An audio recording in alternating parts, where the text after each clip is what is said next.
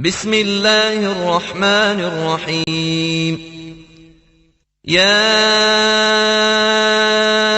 أيها الناس اتقوا ربكم الذي خلقكم من نفس واحدة وخلق منها زوجها وبث منهما رجالا كثيرا ونساء، واتقوا الله الذي تساءلون به والأرحام، إن الله كان عليكم رقيبا. وآتوا اليتامى أموالهم ولا تتبدلوا الخبيث بالطيب ولا تاكلوا أموالهم إلى أموالكم إنه كان حوبا كبيرا. وإن خفتموا ألا تقسطوا في اليتامى فانكحوا ما طاب لكم من النساء مثنى وثلاث ورباع، فإن خفتموا ألا تعدلوا فواحدة أو ما ملكت أيمانكم، ذلك أدنى ألا تعولوا. وآتوا النساء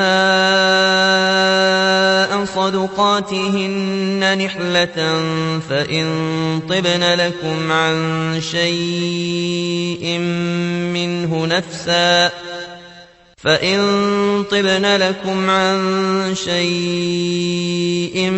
منه نفسا فكلوه هنيئا مريئا. ولا توتوا السفهاء أموالكم التي جعل الله لكم قيما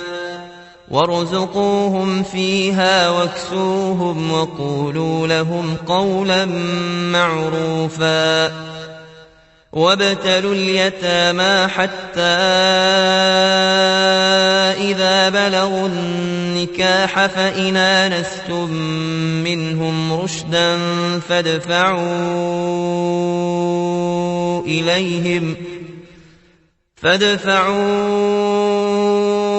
إليهم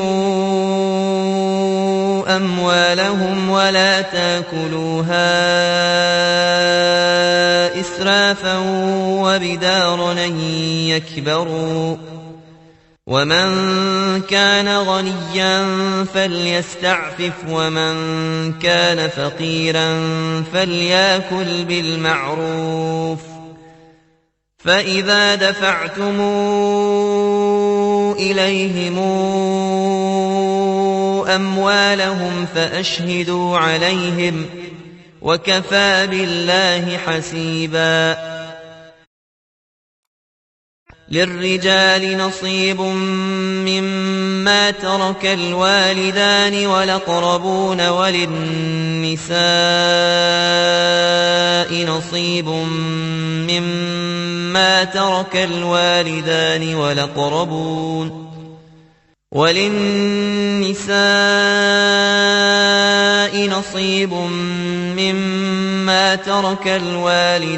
والأقربون مما قل منه أو كثر نصيبا مفروضا. وإذا حضر القسمة أولو القربى واليتامى والمساكين فارزقوهم منه وقولوا لهم قولا معروفا. وليخشى الذين لو تركوا من خلفهم ذرية ضعافا خافوا عليهم فليتقوا الله وليقولوا قولا سديدا.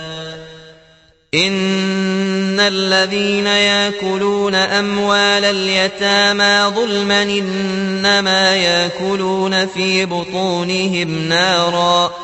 وسيصلون سعيرا يوصيكم الله في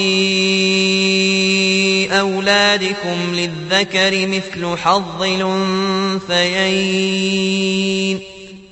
فإن كن نساء فوق 2 فلهن ثلثا ما ترك وإن كانت واحدة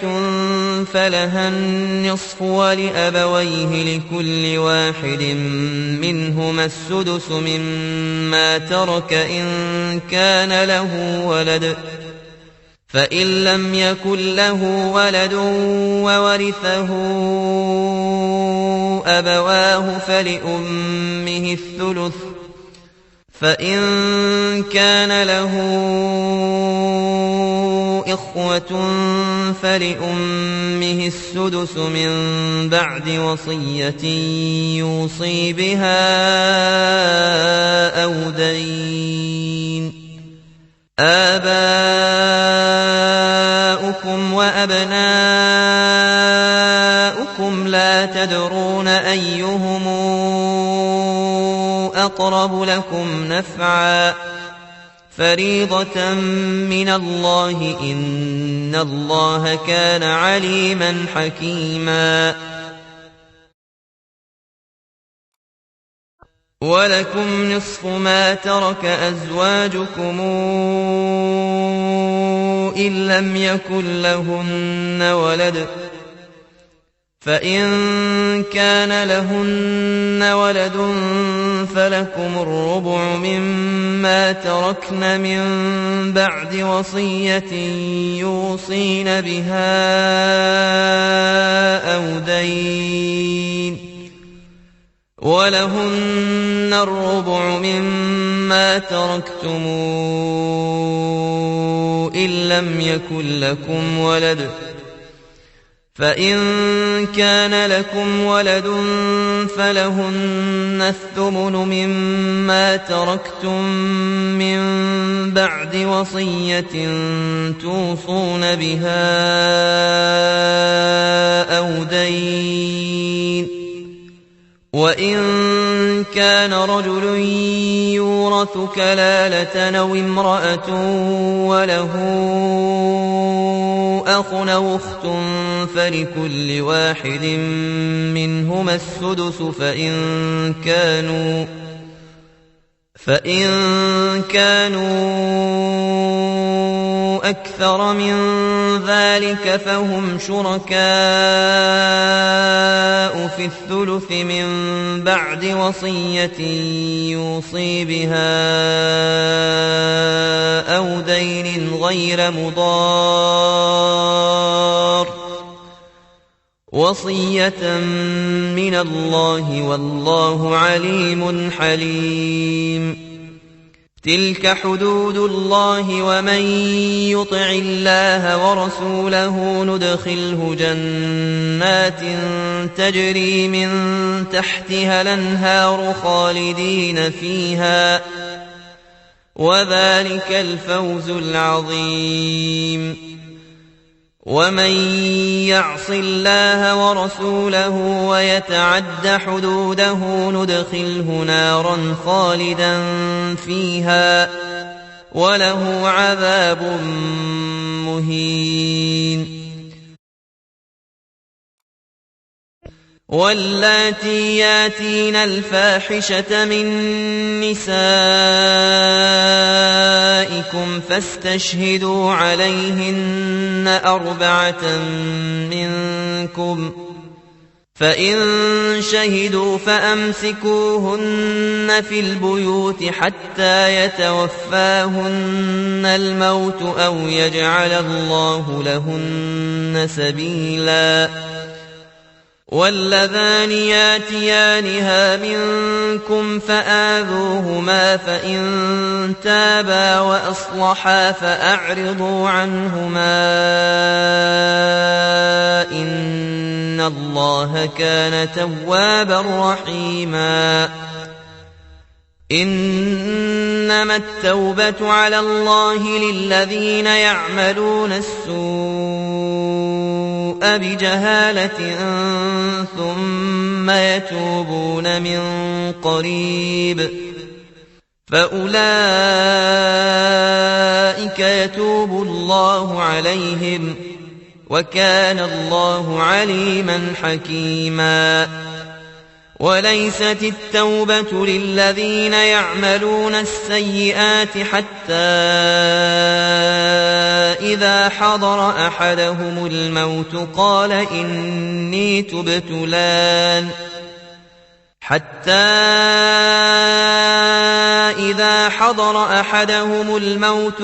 إني تبت الآن ولا الذين يموتون وهم كفار أولئك أعتدنا لهم عذابا أليما. يا أيها الذين آمنوا لا يحل لكم أن ترثوا النساء كرها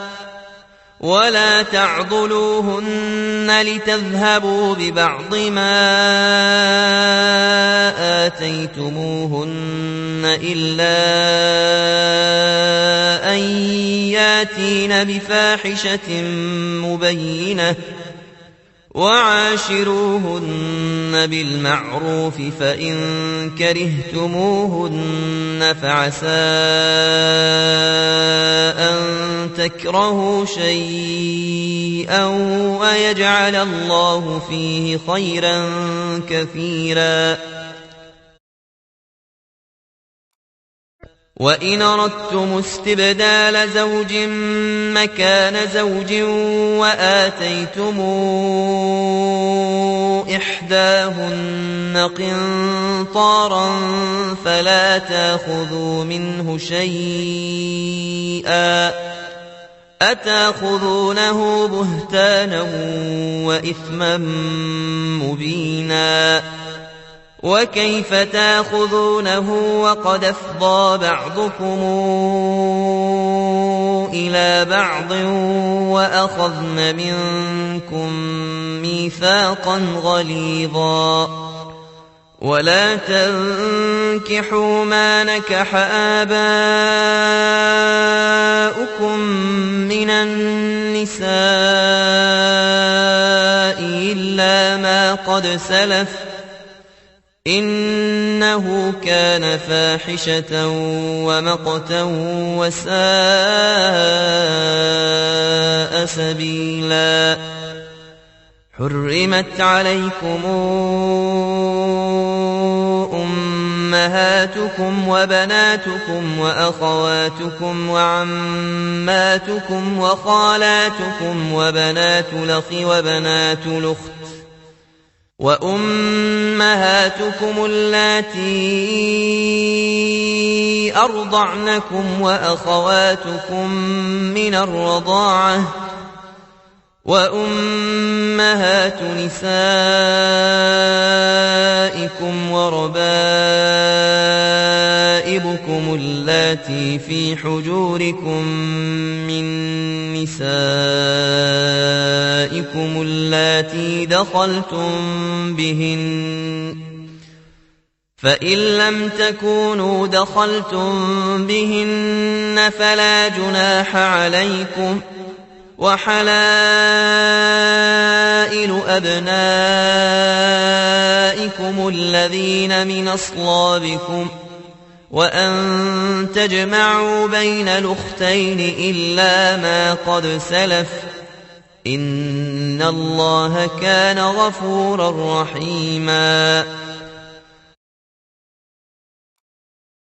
والمحصنات من النساء إلا ما ملكت أيمانكم كتاب الله عليكم وأحل لكم ما وراء ذلكم أن تبتغوا بأموالكم محصنين غير مسافحين فما استمتعتم به منهن فآتوهن أجورهن فريضة ولا جناح عليكم فيما تراضيتم به من بعد الفريضة إن الله كان عليما حكيما ومن لم يستطع منكم طولا أن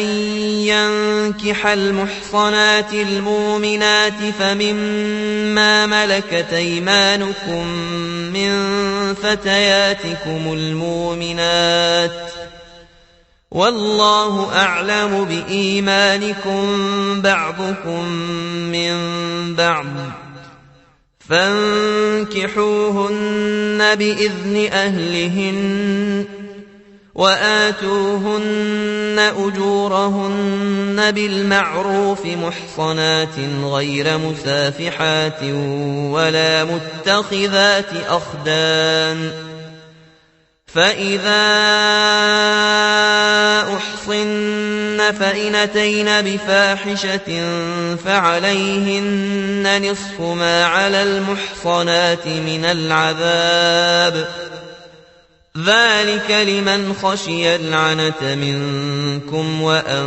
تصبروا خير لكم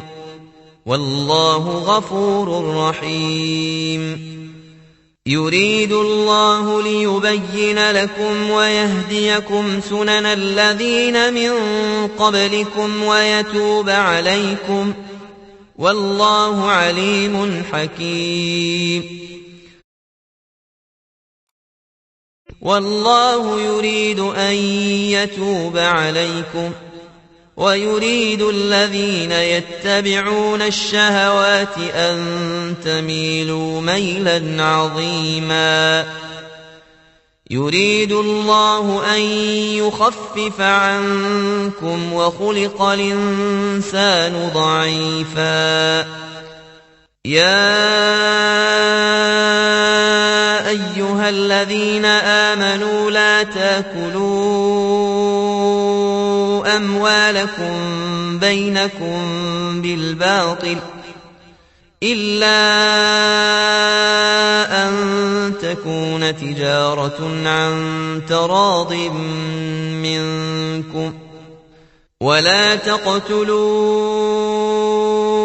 أنفسكم إن الله كان بكم رحيما ومن يفعل ذلك عدوانا وظلما فسوف نصليه نارا وكان ذلك على الله يسيرا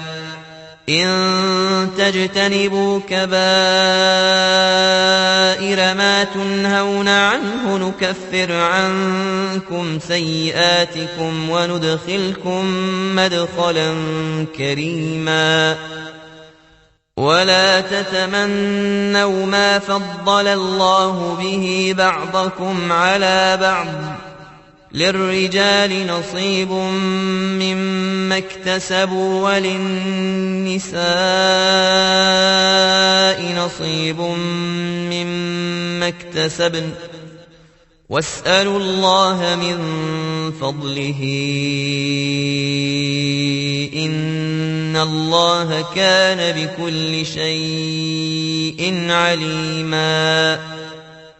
ولكل جعلنا موالي مما ترك الوالدان والأقربون والذين عاقدت أيمانكم فآتوهم نصيبهم إن الله كان على كل شيء شهيدا الرجال قوامون على النساء بما فضل الله بعضهم على بعض وبما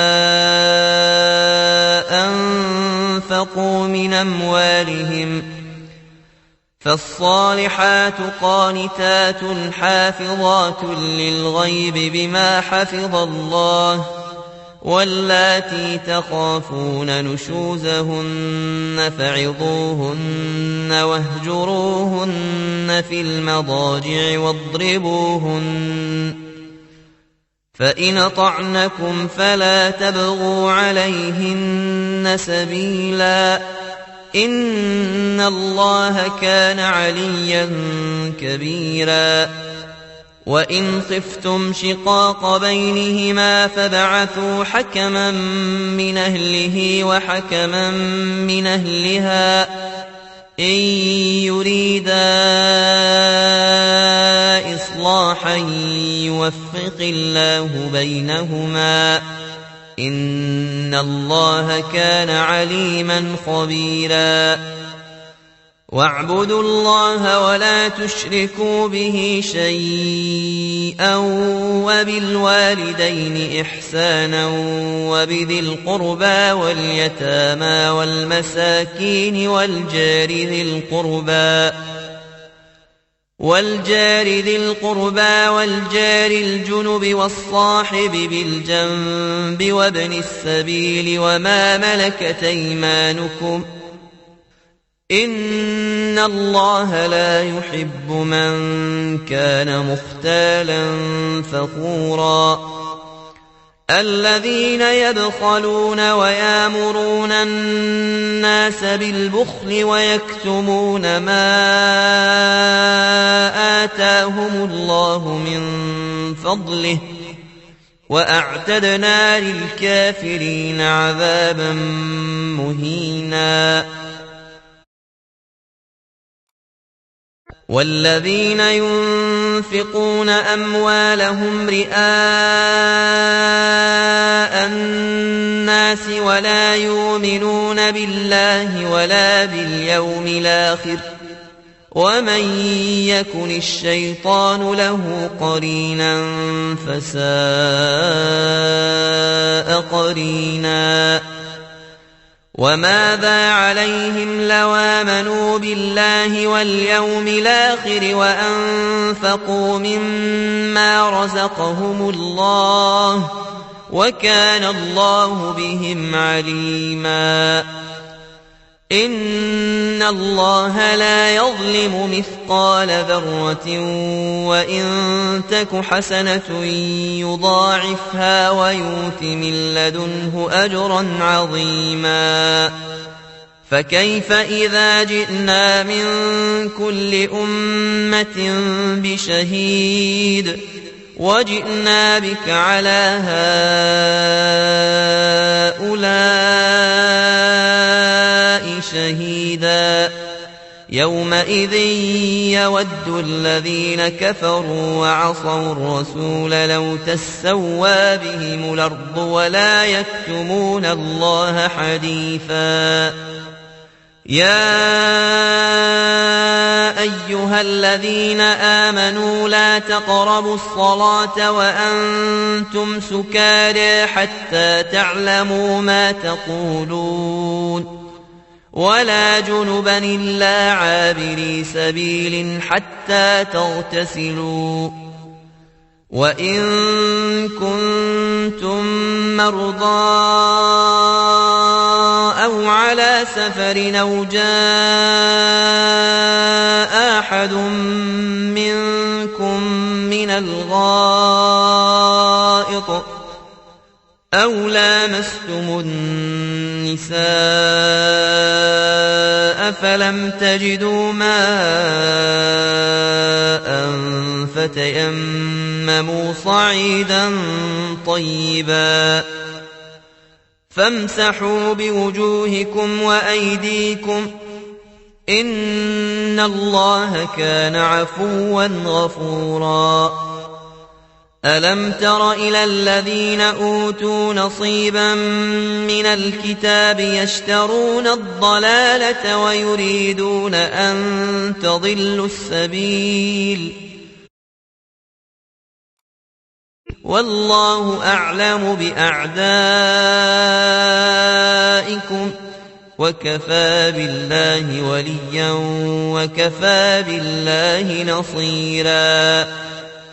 من الذين هادوا يحرفون الكلم عن مواضعه ويقولون سمعنا وعصينا واسمع غير مسمع وراعنا ليا بألسنتهم وطعنا في الدين ولو أنهم قالوا سمعنا وأطعنا واسمع وانظرنا لكان خيرا لهم وأقوم ولكن لعنهم الله بكفرهم فلا يؤمنون إلا قليلا. يا أيها الذين أوتوا الكتاب آمنوا بما نزلنا مصدقا لما معكم من قبل أن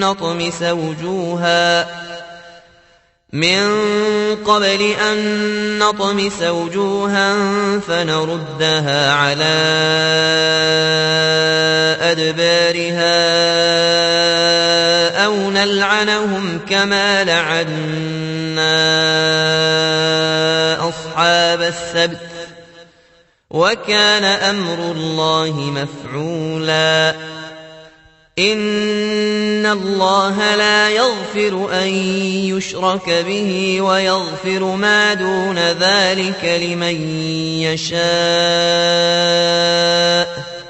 ومن يشرك بالله فقد افترى إثما عظيما. ألم تر إلى الذين يزكون أنفسهم بل الله يزكي من يشاء ولا يظلمون فتيلا. انظر كيف يفترون على الله الكذب وكفى به إثما مبينا. ألم تر إلى الذين أوتوا نصيبا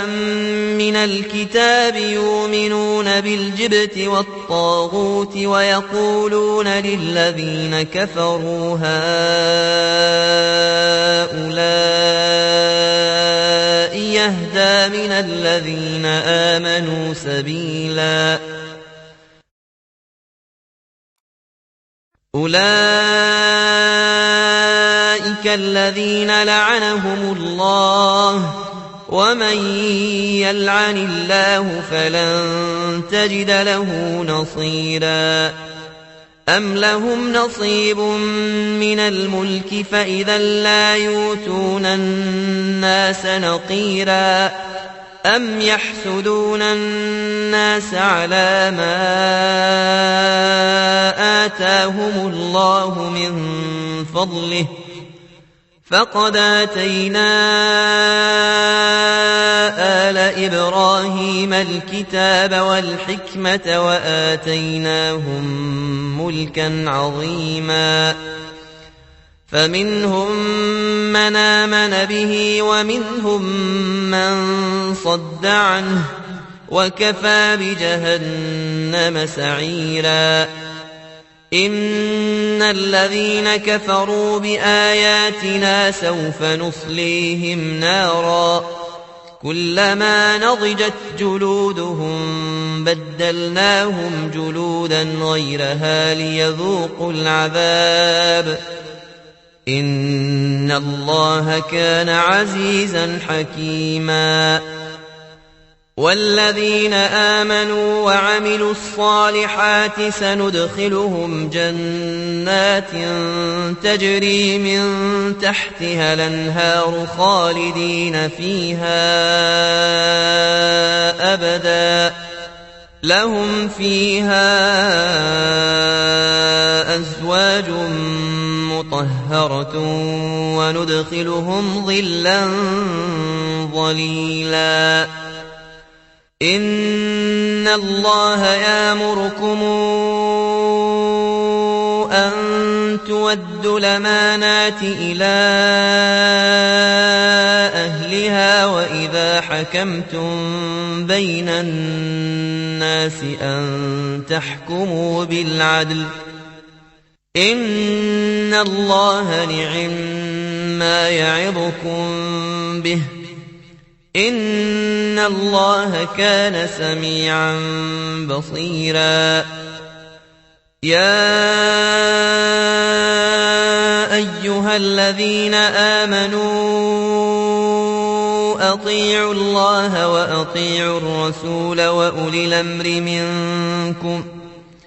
فإن تنازعتم في شيء فردوه إلى الله والرسول إن كنتم تؤمنون بالله واليوم الآخر ذلك خير وأحسن تاويلا ألم تر إلى الذين يزعمون أنهم آمنوا بما أنزل إليك وما أنزل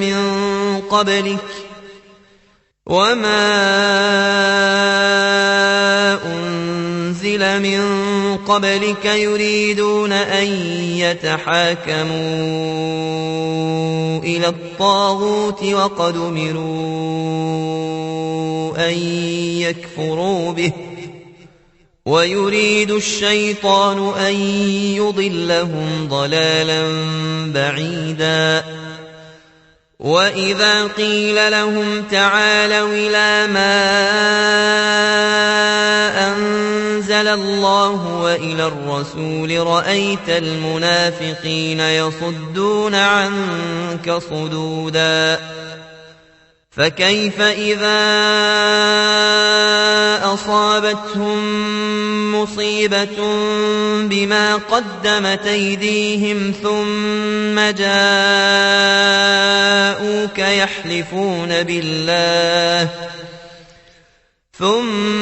جاءوك يحلفون بالله إن أردنا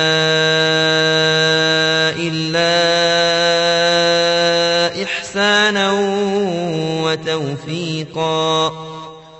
أولئك الذين يعلم الله ما في قلوبهم فأعرض عنهم وعظهم وقل لهم في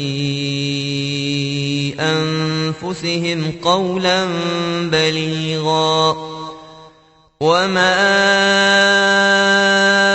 أرسلنا من رسول إلا ليطاع بإذن الله ولو أنهم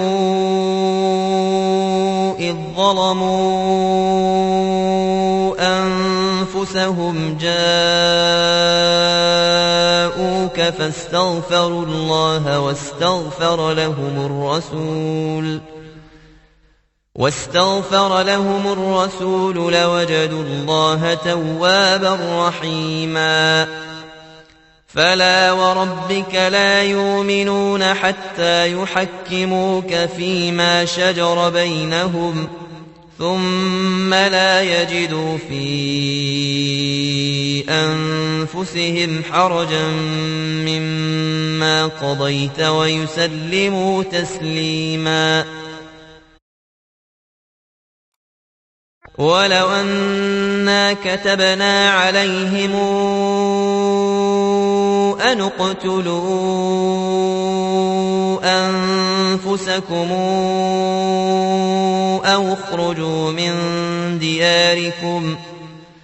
أو اخرجوا من دياركم ما فعلوه إلا قليل منهم ولو أنهم فعلوا ما يوعظون به لكان خيرا لهم وأشد تثبيتا وإذا لآتيناهم من لدنا أجرا عظيما ولهديناهم صراطا مستقيما ومن يطع الله والرسول فأولئك مع الذين أنعم الله عليهم من النبيين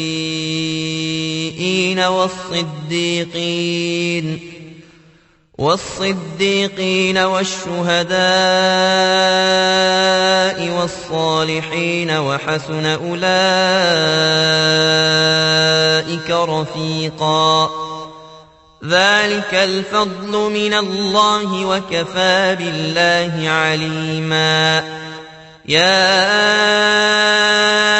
أيها الذين آمنوا خذوا حذركم فانفروا ثبات أو انفروا جميعا وإن منكم لمن ليبطئن فإن أصابتكم مصيبة قال قد أنعم الله علي إذ لم أكن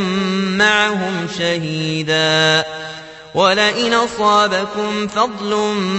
من الله ليقولن كأن لم يكن بينكم وبينه مودة يا ليتني كنت معهم فأفوز فوزا عظيما فليقاتل في سبيل الله الذين يشرون الحياة الدنيا بالآخرة ومن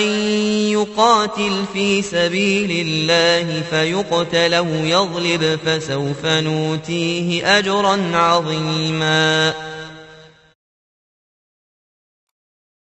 وما لكم لا تقاتلون في سبيل الله والمستضعفين من الرجال والنساء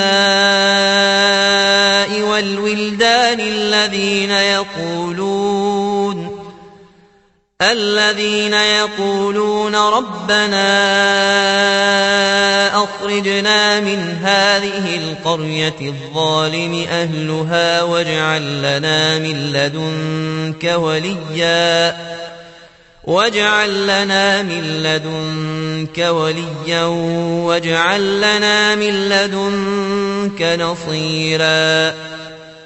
الذين آمنوا يقاتلون في سبيل الله والذين كفروا يقاتلون في سبيل الطاغوت فقاتلوا أولياء الشيطان إن كيد الشيطان كان ضعيفا ألم تر إلى الذين قيل لهم كفوا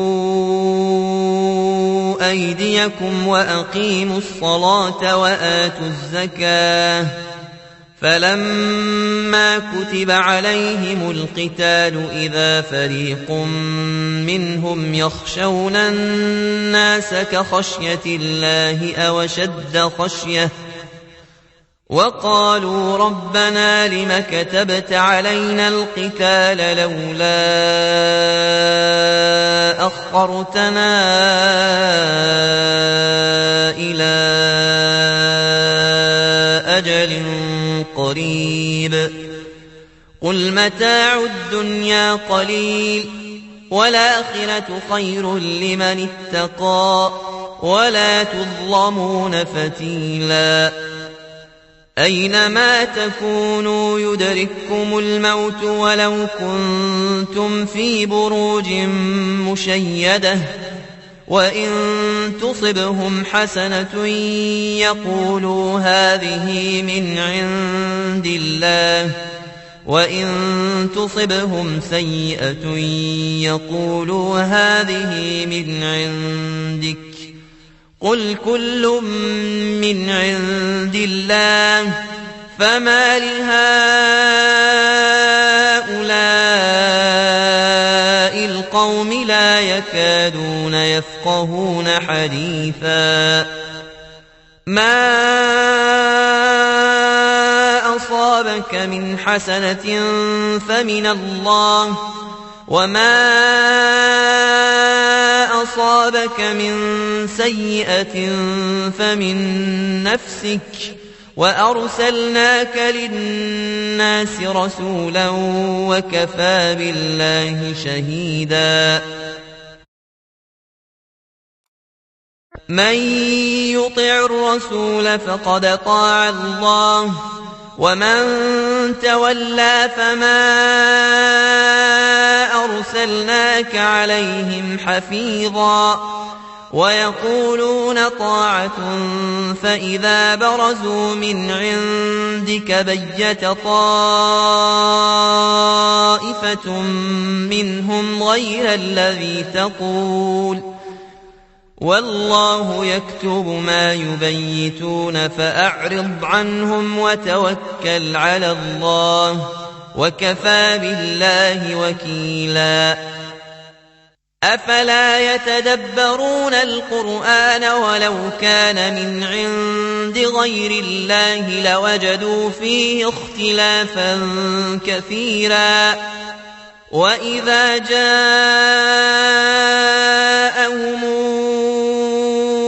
أمر من الأمن أو الخوف أذاعوا به ولو ردوه إلى الرسول وإلى أولي الأمر منهم لعلمه الذين يستنبطونه منهم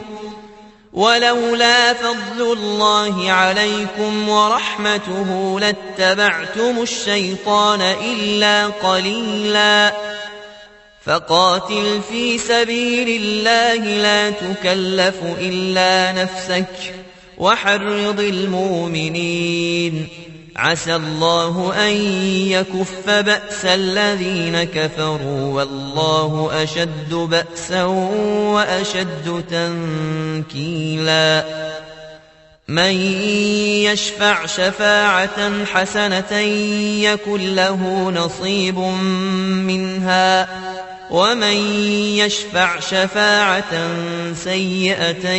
يكن له كفل منها وكان الله على كل شيء مقيتا وإذا حييتم بتحية فحيوا بأحسن منها أو ردوها إن الله كان على كل شيء حسيبا الله لا إله إلا هو ليجمعنكم إلى يوم القيامة لا ريب فيه ومن أصدق من الله حديثا فما لكم في المنافقين فئتين والله أركسهم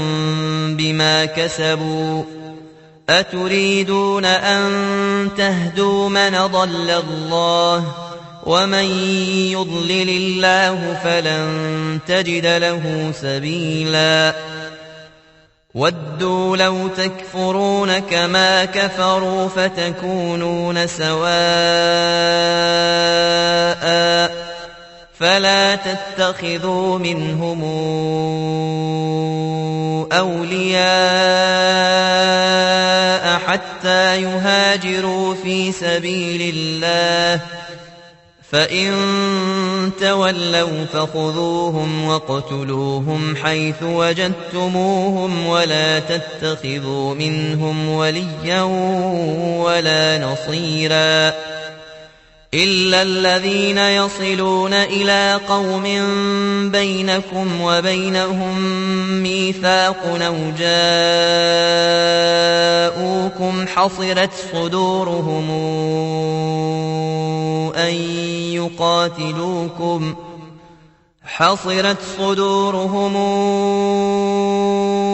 أن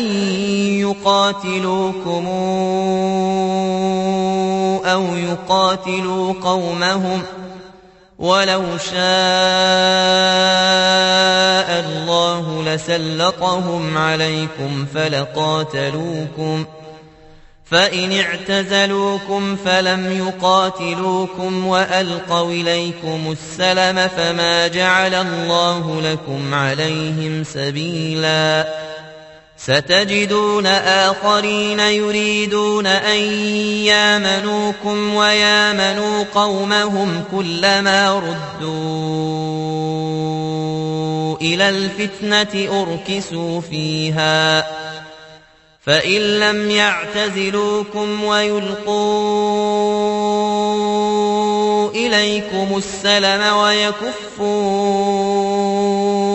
أيديهم فخذوهم واقتلوهم حيث ثقفتموهم وأولئكم جعلنا لكم عليهم سلطانا مبينا وما كان لمؤمن أن يقتل مؤمنا إلا خطأ ومن قتل مؤمنا خطأ فتحرير رقبة مؤمنة ودية مسلمة إلى أهله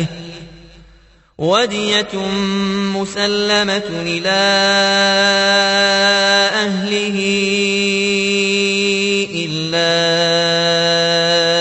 أن يصدقوا فإن كان من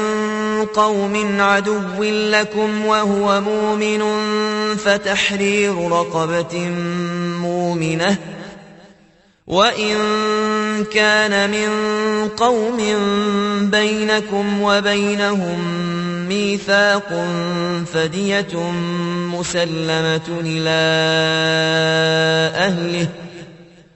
فدية مسلمة إلى أهله وتحرير رقبة مؤمنة فمن لم يجد فصيام شهرين متتابعين توبة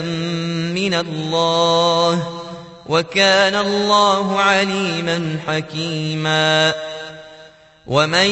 يقتل مؤمنا متعمدا فجزاؤه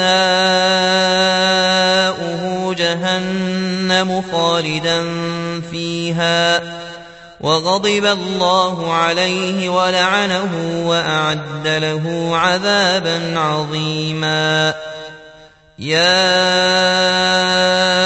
أيها الذين آمنوا إذا ضربتم في سبيل الله فتبينوا ولا تقولوا لمن ألقى إليكم السلم لست مؤمنا تبتغون عرض الحياة الدنيا فعند الله مغانم كثيرة كذلك كنتم من قبل فمن الله عليكم فتبينوا إن الله كان بما تعملون خبيرا لا يستوي القاعدون من المؤمنين غير أولي الضرر والمجاهدون في سبيل الله بأموالهم وأنفسهم فضل الله المجاهدين بأموالهم وأنفسهم على القاعدين درجة وكلا وعد الله الحسنى وفضل الله المجاهدين على القاعدين أجرا عظيما درجات منه ومغفرة ورحمة وكان الله غفورا رحيما إن الذين توفاهم الملائكة ظالمي أنفسهم قالوا فيم كنتم قالوا كنا مستضعفين في الأرض قالوا ألم تكن أرض الله واسعة فتهاجروا فيها فأولئك مأواهم جهنم وساءت مصيرا إلا المستضعفين من الرجال والنساء والولدان لا يستطيعون حيلة ولا يهتدون سبيلا فأولئك عسى الله أن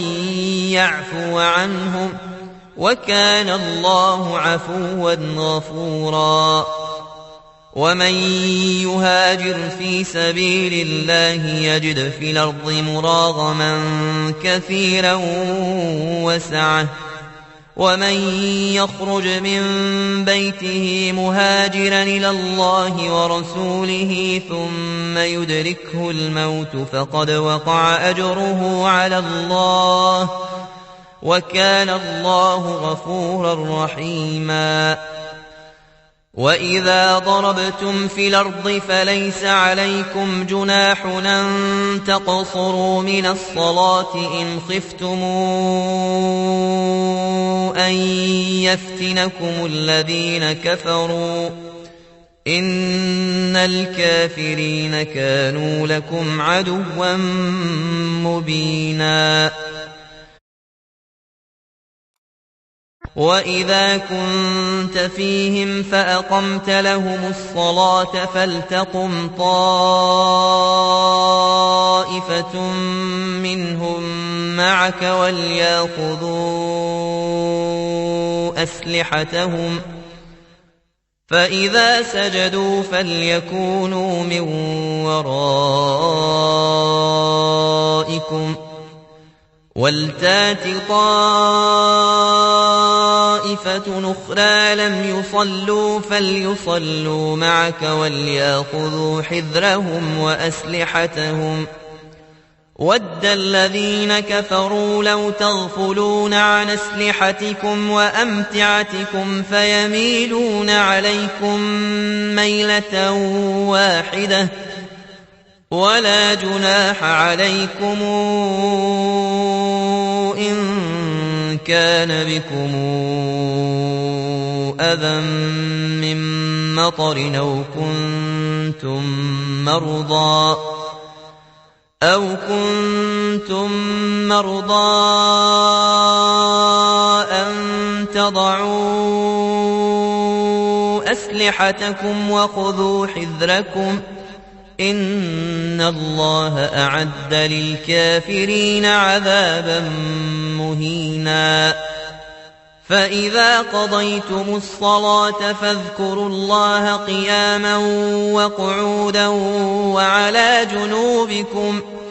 فإذا اطمأننتم فأقيموا الصلاة، إن الصلاة كانت على المؤمنين كتابا موقوتا. ولا تهنوا في ابتغاء القوم، إن تكونوا تالمون فإنهم يالمون كما تالمون، وترجون من الله ما لا يرجون، وكان الله عليما حكيما. إنا أنزلنا إليك الكتاب بالحق لتحكم بين الناس بما أراك الله، ولا تكن للخائنين خصيما. واستغفر الله إن الله كان غفورا رحيما. ولا تجادل عن الذين يختانون أنفسهم، إن الله لا يحب من كان خوانا نثيما. يستخفون من الناس ولا يستخفون من الله وهو معهم إذ يبيتون ما لا يرضى من القول، وكان الله بما يعملون محيطا. ها أنتم هؤلاء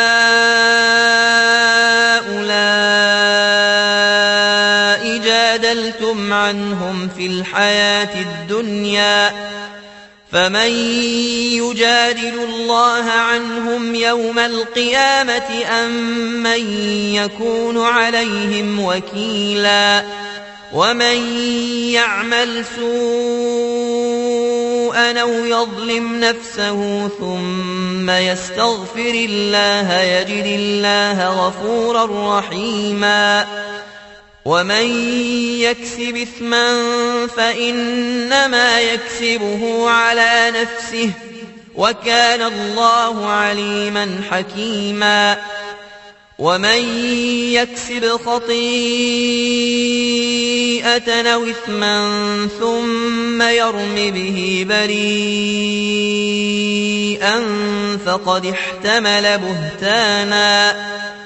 فقد احتمل بهتانا وإثما مبينا ولولا فضل الله عليك ورحمته لهمت طائفة منهم أن يضلوك وما يضلون إلا أنفسهم وما يضرونك من شيء وأنزل الله عليك الكتاب والحكمة وعلمك ما لم تكن تعلم وكان فضل الله عليك عظيما لا خير في كثير من نجواهم إلا من أمر بصدقة أو معروف أو إصلاح بين الناس ومن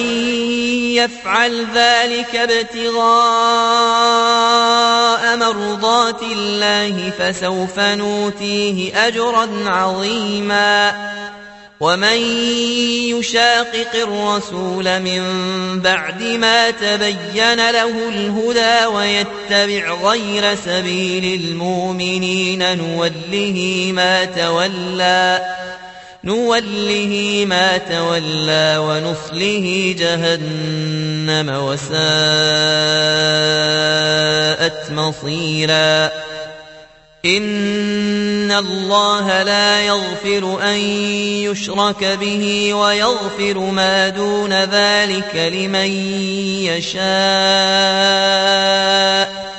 ومن يشرك بالله فقد ضل ضلالا بعيدا إن يدعون من دونه إلا إناثا وإن يدعون إلا شيطانا مريدا لعنه الله وقال لأتخذن من عبادك نصيبا مفروضا ولأضلنهم ولأمنينهم ولآمرنهم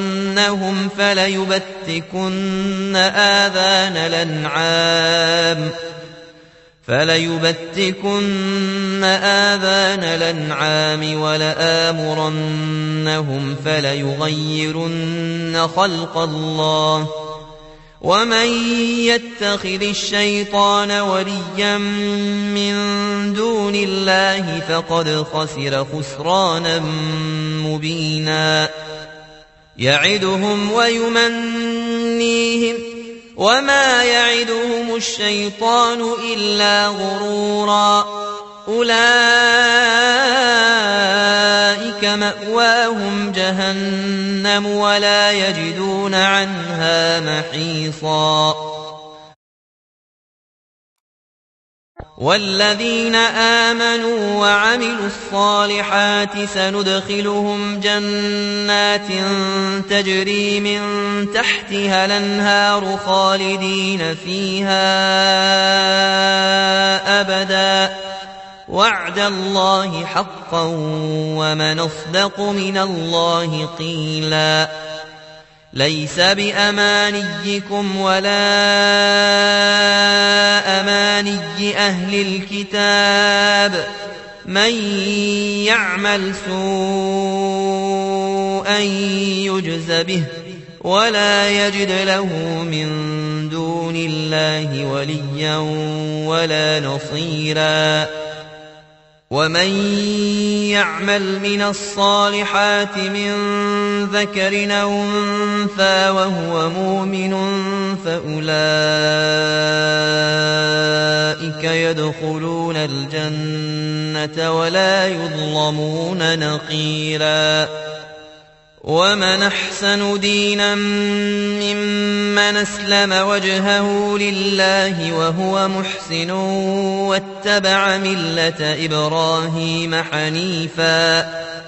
واتخذ الله إبراهيم خليلا ولله ما في السماوات وما في الأرض وكان الله بكل شيء محيطا ويستفتونك في النساء قل الله يفتيكم فيهن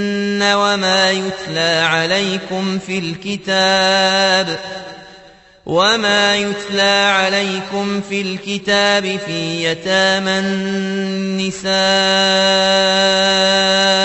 اللاتي لا توتونهن ما كتب لهن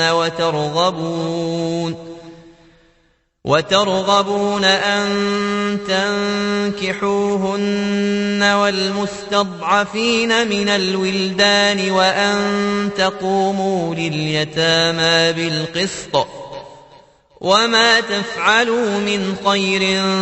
فإن الله كان به عليما وإن امرأة خافت من بعلها نشوزا أو إعراضا فلا جناح عليهما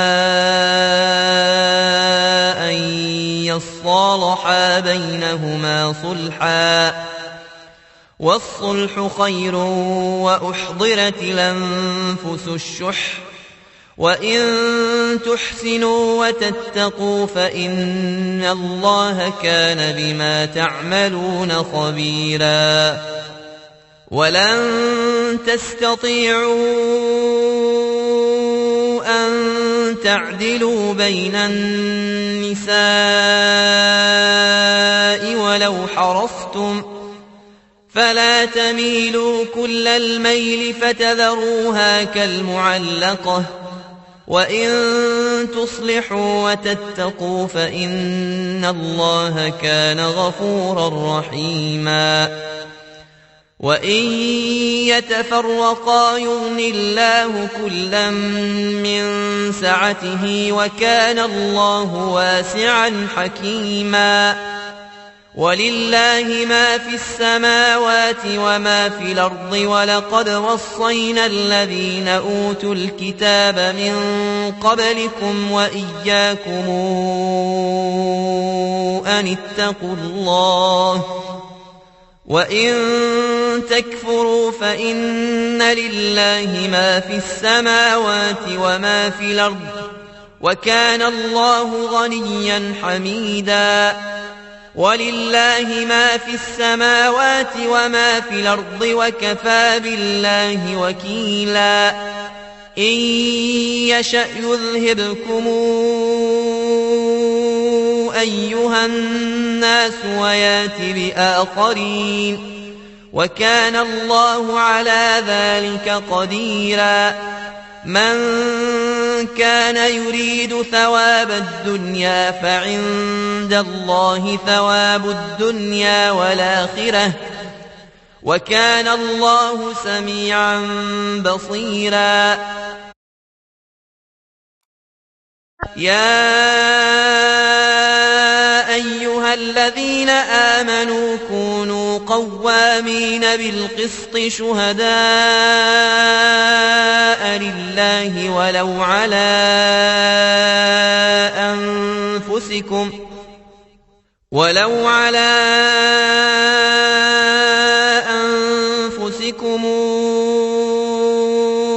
أو الوالدين والأقربين إن يكن غنيا أو فقيرا فالله أولى بهما فلا تتبعوا الهوى أن تعدلوا وإن تلووا أو تعرضوا فإن الله كان بما تعملون خبيرا يا أيها الذين آمنوا بالله ورسوله والكتاب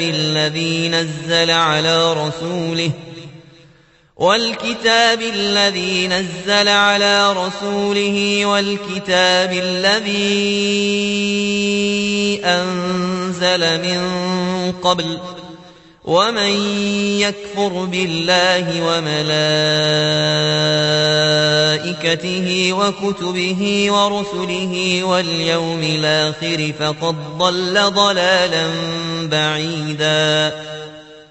إن الذين آمنوا ثم كفروا ثم آمنوا ثم كفروا ثم ازدادوا كفرا لم يكن الله ليغفر لهم ولا ليهديهم سبيلا بشر المنافقين بأن لهم عذابا أليما الذين يتخذون الكافرين أولياء من دون المؤمنين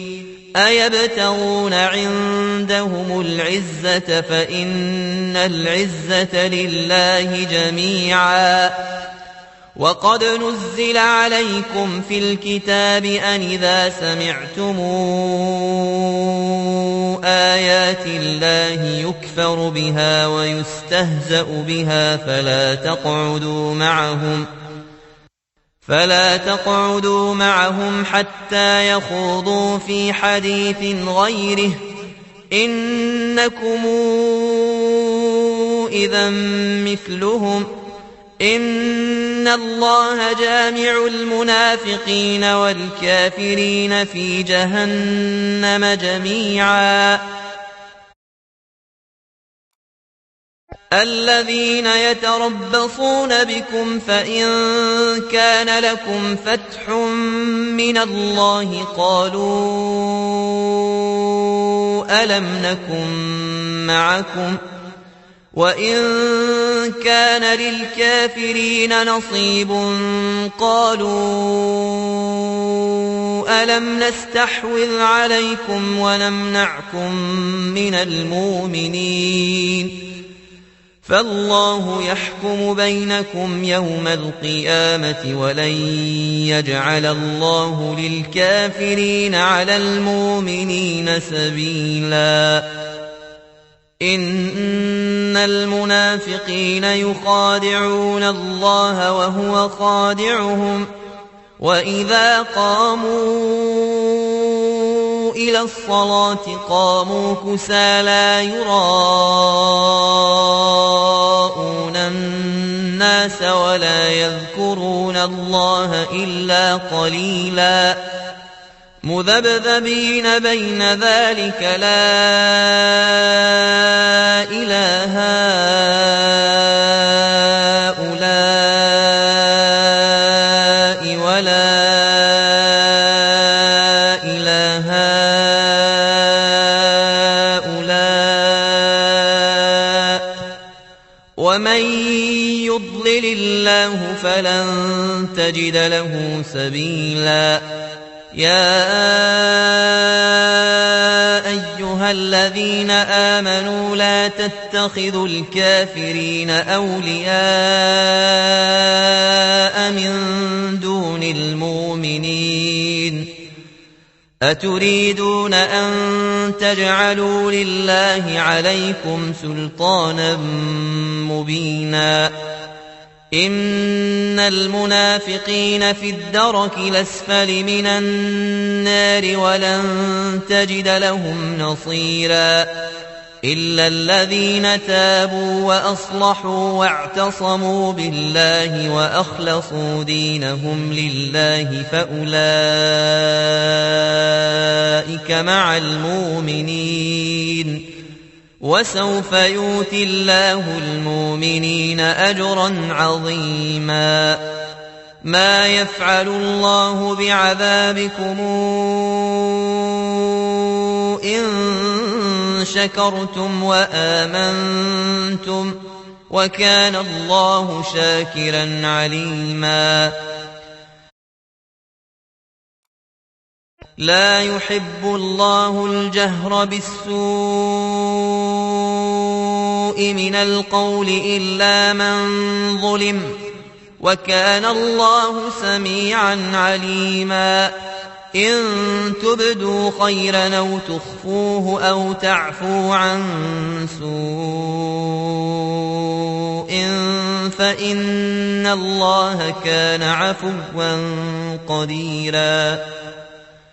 إن الذين يكفرون بالله ورسله ويريدون أن يفرقوا بين الله ورسله ويقولون نؤمن ببعض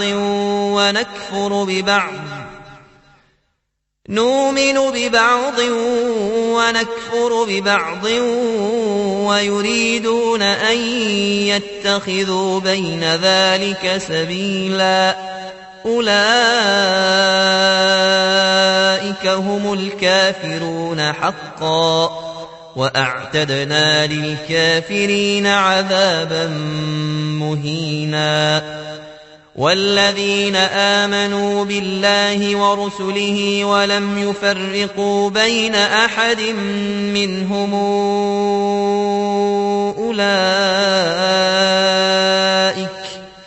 أولئك سوف نؤتيهم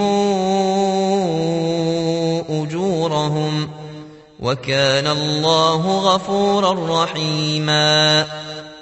يسألك أهل الكتاب أن تنزل عليهم كتابا من السماء فقد سألوا موسى أكبر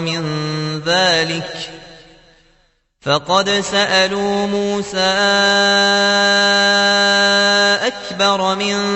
ذلك فقالوا أرنا الله جهرة فأخذتهم الصاعقة بظلمهم ثم اتخذوا العجل من بعد ما جاءتهم البينات فعفونا عن ذلك وآتينا موسى سلطانا مبينا. ورفعنا فوقهم الطور بميثاقهم وقلنا لهم ادخلوا الباب سجدا وقلنا لهم لا تعدوا في السبت وأخذنا منهم ميثاقا غليظا. فبما نقضهم ميثاقهم وكفرهم بآيات الله وقتلهم الأنبياء بغير حق وقولهم قلوبنا غلف بل طبع الله عليها بكفرهم فلا يؤمنون إلا قليلا. وبكفرهم وقولهم على مريم بهتانا عظيما. وقولهم إنا قتلنا المسيح عيسى ابن مريم رسول الله وما قتلوه وما صلبوه ولكن شبه لهم وإن الذين اختلفوا فيه لفي شك منه ما لهم به من علم إلا اتباع الظن وما قتلوه يقينا بل رفعه الله إليه وكان الله عزيزا حكيما. وإن من أهل الكتاب إلا ليؤمنن به قبل موته ويوم القيامة يكون عليهم شهيدا. فبظلم من الذين هادوا حرمنا عليهم طيبات نحلت لهم وبصدهم عن سبيل الله كثيرا وأخذهم الربا وقد نهوا عنه وأكلهم أموال الناس بالباطل وأعتدنا للكافرين منهم عذابا أليما لكن الراسخون في العلم منهم والمؤمنون يؤمنون بما أنزل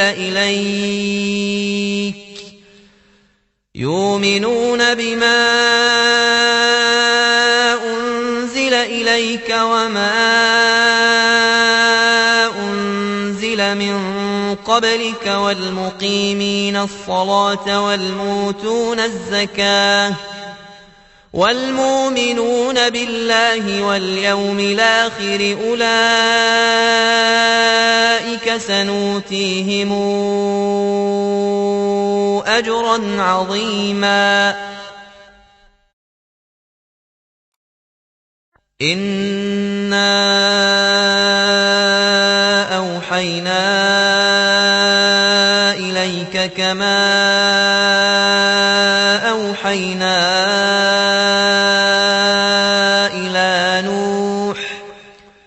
إلى نوح والنبيين من بعده وأوحينا إلى إبراهيم وإسماعيل وإسحاق ويعقوب والأسباط وعيسى وأيوب ويونس وهارون وسليمان وآتينا داود زبورا ورسلا قد قصصناهم عليك من قبل ورسلا لم نقصصهم عليك وكلم الله موسى تكليما رسلا مبشرين ومنذرين لئلا يكون للناس على الله حجة بعد الرسل وكان الله عزيزا حكيما لكن الله يشهد بما أنزل إليك أنزله بعلمه والملائكة يشهدون وكفى بالله شهيدا إن الذين كفروا وصدوا عن سبيل الله قد ضلوا ضلالا بعيدا إن الذين كفروا وظلموا لم يكن الله ليغفر لهم ولا ليهديهم طريقا إلا طريق جهنم خالدين فيها أبدا وكان ذلك على الله يسيرا يا أيها الناس قد جاءكم الرسول بالحق من ربكم فآمنوا خيرا لكم وإن تكفروا فإن لله ما في السماوات والأرض وكان الله عليما حكيما يا أهل الكتاب لا تغلوا في دينكم ولا تقولوا على الله إلا الحق إنما المسيح عيسى بن مريم رسول الله وكلمته ألقاها إلى مريم وروح منه فآمنوا بالله ورسله ولا تقولوا ثلاثة انتهوا خيرا لكم إنما الله إله واحد سبحانه أن يكون له ولد له ما في السماوات وما في الأرض وكفى بالله وكيلا لن يستنكف المسيح أن يكون عبدا لله ولا الملائكة المقربون ومن يستنكف عن عبادته ويستكبر فسيحشرهم إليه جميعا فأما الذين آمنوا وعملوا الصالحات فيوفيهم أجورهم ويزيدهم من فضله وأما الذين استنكفوا واستكبروا فيعذبهم عذابا أليما ولا يجدون لهم من دون الله وليا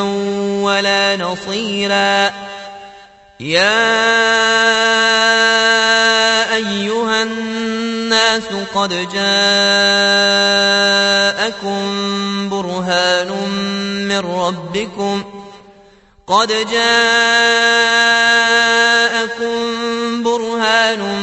من ربكم وأنزلنا إليكم نورا مبينا فأما الذين آمنوا بالله واعتصموا به فسيدخلهم في رحمة منه وفضل ويهديهم إليه صراطا مستقيما يستفتونك قل الله يفتيكم في الكلالة إن امرؤ هلك ليس له ولد وله أخت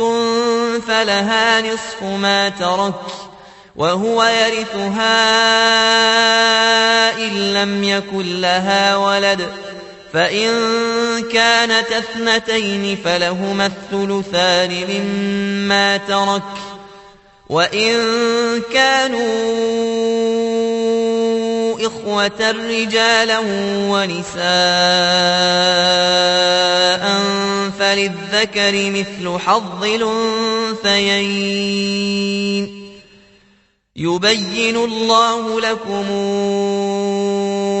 أن تضلوا والله بكل شيء عليم